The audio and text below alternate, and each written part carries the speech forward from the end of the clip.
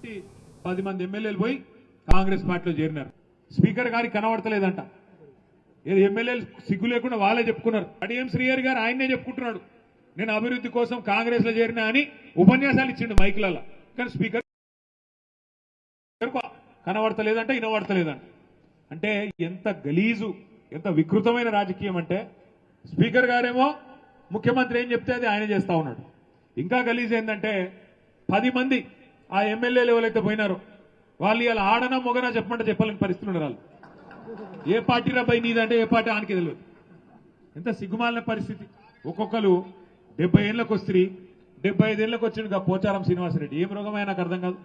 ఈ వయసులో ఓసారి స్పీకర్, ఓసారి మంత్రి, ఇంకేం చేస్తాడు కేసీఆర్? నీకు సిగ్గు లేకుండా కాంగ్రెస్ లో చేరి ఇలా ముఖం ఎక్కడ పెట్టుకోనా తెలియక కాంగ్రెస్ లో దిక్కు కూర్చున్నాడు. ఏది అసెంబ్లీలో కూర్చుంటే మొన్న స్పీకర్ ముంగట మనోళ్ళు అడిగిరట, మరి నువ్వు మా ఓన్ అయితే గట్టెందుకు కూర్చున్నావా? బాత్రూమ్ దగ్గర ఉంది, జల్లి పోయేది ఉంటుంది. అదో బతుకా నీది? నాకు అర్థం కాదు. ఏం బతుకు? ఇంతకాలం 70 ఏళ్ళు సంపాదించిన పేరంతా నాశనం చేసుకుంటే రేవంత్ రెడ్డి సంకల చేరి ఎందుకు ఆ బతుకు? నాకు అర్థం కాదు. చచ్చిపోయింది న్యాయం కాదు దానికంటే? ఎందుకు ఆ బతుకు? 10 మంది ఎమ్మెల్యేలు ఏం బతుకది? గబ్బిలాలు కదా సూరు పట్టుకొని ఎలాడినట్టు అక్కడికి పొగ పెడుతుంటే సి అని కొడుతుంటే ఏ పార్టీ చెప్పుకోలేని పరిస్థితి. ఓ పెద్ద పెద్ద మాటలు చెప్తాడు కడియం శ్రీహరి. ఏదో కడియం అంటే కమిట్మెంట్, క్యారెక్టరా కాకరకాయన ఆయన చెప్తున్నాడు. నేను చూస్తున్నా, ఆడ పోతున్నప్పుడు చూస్తున్నా వరంగల్. కమిట్మెంట్ అడు. ఏం కమిట్మెంట్? ఏమిటిది? ఏ పార్టీలు ఉన్నాయా అంటే అతి తెలివి. యా పార్టీలు ఉండాలో ఆ పార్టీలనే ఉన్నాడు.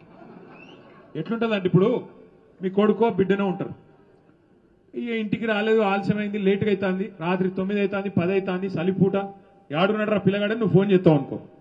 ఏడున్నారా కొడుక అంటే 7 ఉండాలనో గాడినే ఉన్నా అని అనుకో. ఏమనిపిస్తుంది? దౌడమికలు ఒకటి తప్పబుద్ధి కాదు. గట్లే ఉన్నది కత్తియాల మన పాటలకి వెళ్ళి పోయిన వాళ్ళు ఇలా నగరాలు కాకపోతే